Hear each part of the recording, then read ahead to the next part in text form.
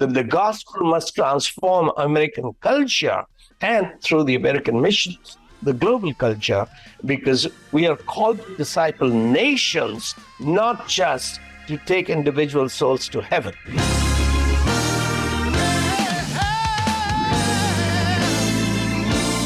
So much of what you're saying isn't just like, the gospel came and it changed this one person's heart or this village's heart or things like that. But it's policy. It's, things that were changed in government and things that we see in the university. It's a big structural changes. But there are people who would say that we should keep our theology or Christianity and scriptures away from public life or away from policy life. What would you say to that?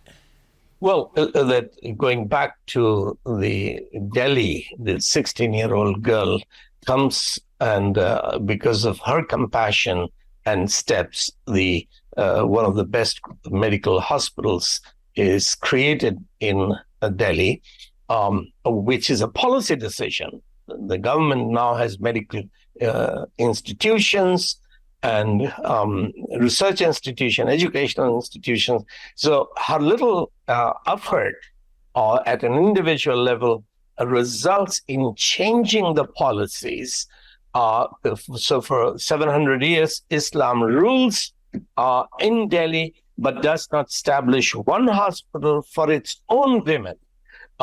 Interestingly, Shah Jahan, or was it Akbar, had built a hospital for women in Agra, which was the twin capital of the Mughal Empire, because he married a Armenian woman, a Christian.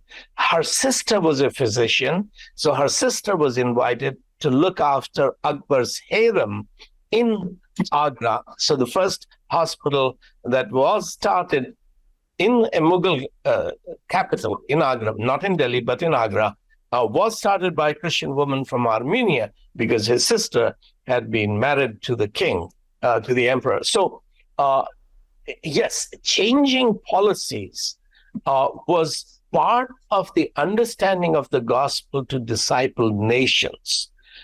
American individualism is an idea that has explained some of the greatness of Western civilization because it comes from the Bible, particularly when Martin Luther says that my conscience is captive to the word of God. Therefore, I'm not going to obey the emperor or the pope.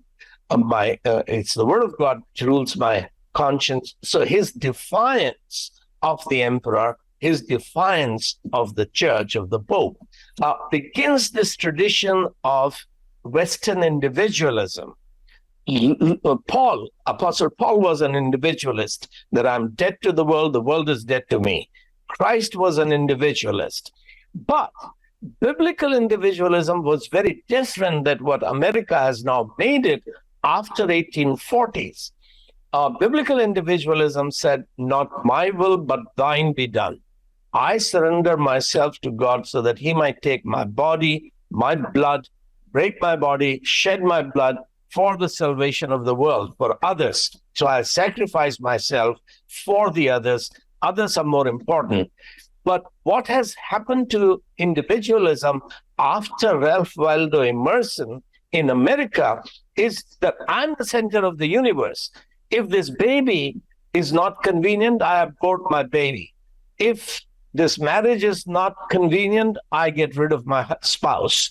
This is now American individualism, that the church exists for me, Jesus came for me, heaven is for me, I'm the center of the universe. I don't make any sacrifices for Jesus or for the world.